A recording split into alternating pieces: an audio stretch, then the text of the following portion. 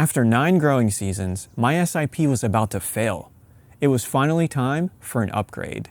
My original video on sub-irrigated beds is still worth watching, But I'll show a variety of new tips and tricks that can help your wicking bed to work even better.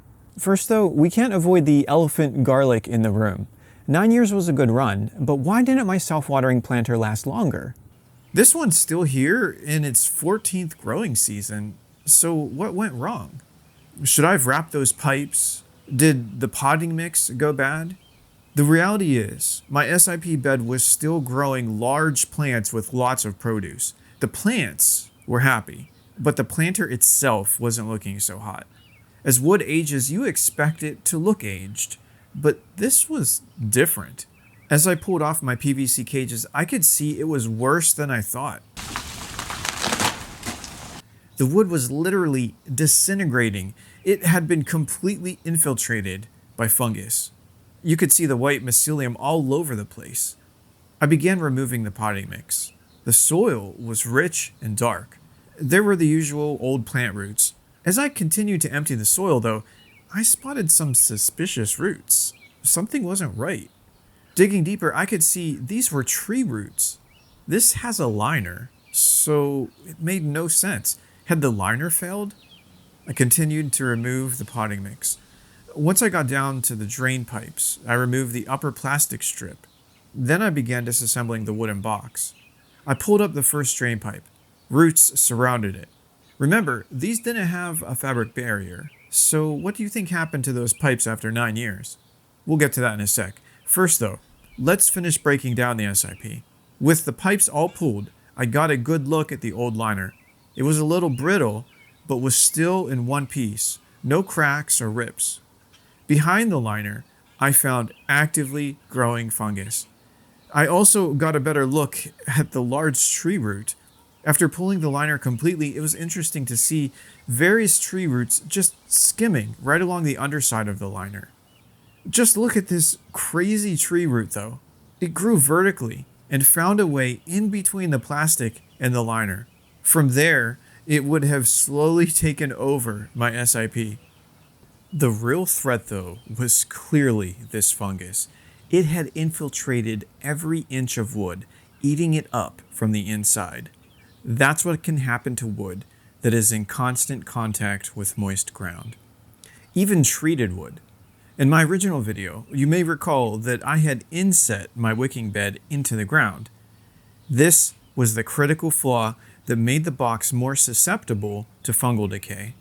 I plan on taking steps to avoid this mistake on my future build. What about those pipes though? Should I have wrapped them in fabric? When I opened up the first pipe, I found that it was mostly empty. I decided to check all of the pipes and found in each that there was a small amount of dirt. It actually looked more like fine worm castings. In total, I collected 5 quarts of these castings. The total volume of those pipes is nearly 27 gallons. After 9 years, they still remained 96% empty. This was certainly nothing for me to worry about. So I learned some things and had some new ideas too. It was finally time to put it all into action. The first step was to lay a good foundation. I applied some plastic to keep the tree roots at bay. Then I put down some bricks to match the surrounding grade. This planter was not going to be sunk into the soil. In fact, I even laid down some old patio blocks to slightly elevate the base. No tree roots were getting through. No rodents would ever be able to undermine my SIP. The wood will be kept much drier than before. This was just the start though. I still had more tweaks to make. Not all treated wood is the same. Some boards are designed for ground contact, while others are not. Rather than using 3 2x6 boards, this time I would use 10-inch and 8-inch boards designed to withstand moist conditions. I ripped the vertical support. I also prepped a few cheap picket fence boards. In my original wicking planters, I was using these 1/4-inch PVC tubes for overflow tubes. I found though that 1/2-inch PVC Schedule 40 pipes allow for improved flow and also an extra trick that I'll show you later. But it's hard to make a perfect seal around the rigid pipe in the liner. That's where bulkhead fittings come in. There are a million shapes and sizes. For this project, I decided on this type. The thick gasket will make a nice, tight seal. This little extension piece was a great way to get the thickness I needed for 1.5-inch boards. I had to drill a large 1 3/8 inch hole. Then I wrapped a little tape so the fitting was nice and snug. Do you have concerns about mosquitoes getting into the SIP water reservoir? I've never seen any issues directly, but why chance it? A little insect netting secured with a hose clamp will take care of the issue. I began assembling the first row of boards for the new SIP. Once it was squared up, I dropped on the second row. Then I attached the vertical supports, securing everything together. For the vertical supports, I didn't angle my cuts. Cutting angles looks nice, but it didn't really help the wood to last longer. When possible, I avoid cutting off the ends of the wood, since those edges would have the preservatives intended to protect the boards. Next, it was time for the liner. Originally, I had used a 20 mil PVC pond liner. It lasted okay, but if the liner is exposed to sunlight, it can distort and contract. That's what happened to my original self-watering planter. Moving forward, I only use 45 mil EPDM pond liners. They are easy to work with, and they can hold up even better. I cut holes into the liner for the bulkhead fittings. I tightly secured them, then I inserted them into the holes in the sidewall.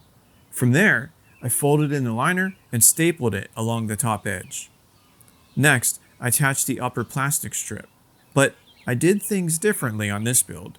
I allowed the plastic to extend past the top edge of the box. Then I folded over the plastic. To clean things up, that's where these picket strips come in. This one tweak saved me a lot of frustration. Previously, I had the plastic attached to the upper edge, but no matter how hard I tried, there was always a little gap. Inevitably, soil particles would fall in between the plastic and the wood. I could see the impacts over time from my original SIP, but now there's no physical way for the dirt to get between the plastic and the sidewalls. With everything nicely sealed up and protected from excess moisture, it was time for the reservoir drain pipes. A slit in the fabric allows space for the overflow tube. I dropped in all the old drain pipes and added a couple more for this larger SIP. To evenly space the pipes, I inserted these temporary blocks. This ensures consistent wicking across the whole planter. This time for my wicking mix, I combined peat moss, vermiculite, perlite, and coir. I dumped in the mix and gently spread it around. I firmly tucked it in between each pipe to fill all gaps without overpacking it. For the fill tube, I inserted and secured a 1-inch segment of PVC pipe. Then, this 1/2-inch pipe with a cut water bottle can be dropped inside and used to funnel in water. This shows the completed infrastructure of a sub-irrigated wicking planter. The only thing left to do was to add in my potting mix. I loosened up the old mix, adding it back to the SIP. I even mixed in some fresh material since this new box was bigger. I labored into the evening, nearly topping off the planter. As a cheap way to expand my mix, I got some fine pine bark mulch. I carefully mixed it in, picking out any large chunks. Once it's diluted into the older mix, the plants grow just fine in it, as long as you fertilize as needed. This could have been an opportunity to add a drain plug to the SIP if I was concerned about emptying it for the winter. I have a whole video about winterizing SIPs. Truth be told, I haven't been doing anything in recent years for my wooden SIP boxes. Still, they've held up just fine. I personally don't like the idea of adding a bottom drain plug because I don't want to create a possible failure point which might cause the liner to leak. But what if you really want a way to drain your SIP? Using these 1/2-inch overflow tubes, it's pretty easy to siphon out water. Just prime a thin plastic tube and insert it into the reservoir. Place the other end flat on the ground at a lower elevation, and you can drain out lots of water if you have a need to do so. From this project, I've learned lots of things. How long does potting mix last? My original SIP is in its 14th growing season with its original mix. You need to fertilize it, and I have a video about that. But otherwise, I can loosen it up and top it off if the soil starts to settle from year to year. It's clear to me that you do not need to wrap the entire pipes with fabric. Nor do you need a solid layer of fabric placed above the reservoir. Garden planters don't have to be wooden. Corrugated metal works, so do these water trough styles, not to mention any number of plastic options. When it comes to wood though, using thicker boards doesn't guarantee it won't rot, even if it's treated. This planter has some pretty thin sidewalls, but they're just fine. These thinner vertical supports held up well, perhaps because they allow the wood to dry more easily. Moisture is the real enemy, especially when wood is placed on soil.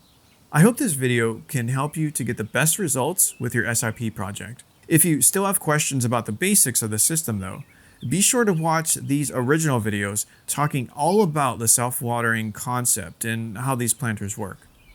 Thanks for taking time to watch, and a big thanks to those who've purchased my book. I'd like to wish you happy gardening.